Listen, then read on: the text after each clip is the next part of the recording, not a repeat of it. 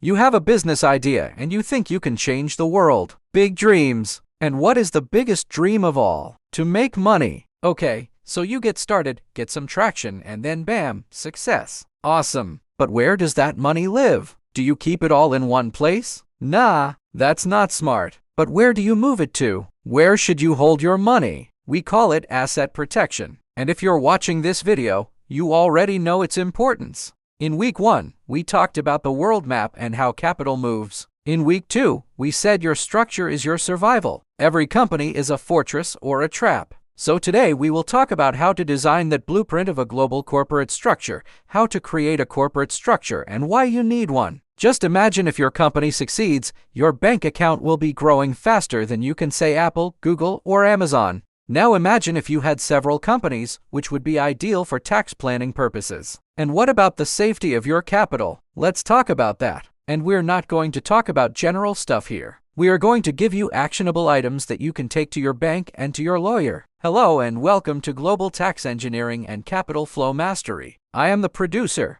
So many companies fail because they don't understand the power of a well-thought-through and well-executed structure. Even very small entities like startups should consider having a structure. Now let's take an example. This is a startup based in India that wants to sell software to Europe and America. What could go wrong? Well, in India you pay taxes on your worldwide income. So the Indian government can claim taxes on your future US and European sales. Also, if your customer is in America and something goes wrong, the American court can force access to your Indian bank accounts. And if you don't have any, they can put a lien on your house or personal assets. Yikes! But if you set up a structure correctly, you can overcome these issues. So let's design a structure for this company. We have 5 main players here. First, we have a holding company, also called a holding group. Its purpose is to hold the whole thing together and indirectly do some business by owning other entities. Holding companies are often established in countries like the United Kingdom, Luxembourg, Singapore, Ireland, Netherlands, or Switzerland. Basically anywhere with good intellectual property laws, political stability, and tax incentives.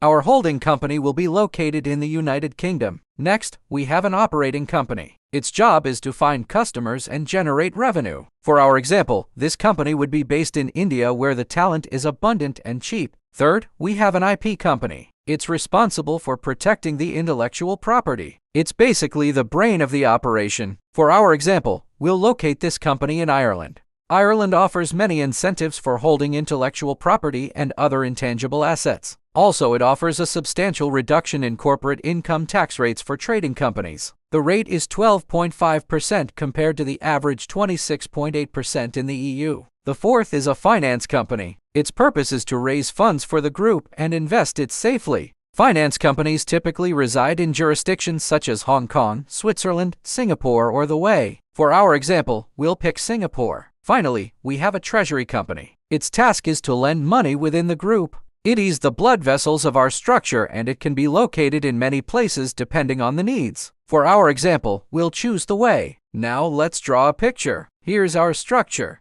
All of the companies in our chain are linked via the holding company. This way it has full control over the whole thing and indirectly engages in all of the business activities. The finance company provides loans to the holding company, which in turn lends those funds to the operating and the IP company. Now the finance company raises funds on the market and invests them in the treasury company, which then distributes them to the holding company. What is cool about this structure is that we can add more entities and link them to the holding company. In this case, the sales company is linked to the UK holding company. The same goes for the India OpCo and the Ireland IPCo. Both of them are linked to the UK holding company. Now this arrangement allows us to optimize taxes, retain control, and create global bankability. Bankability, by the way, is a term used in the industry to describe the attractiveness of a company to banks. But wait, there's more. What happens if something goes wrong somewhere? If there's a lawsuit against the sales subsidiary in the US, it cannot hurt the UK holding company because it doesn't own any assets except for shares in other companies.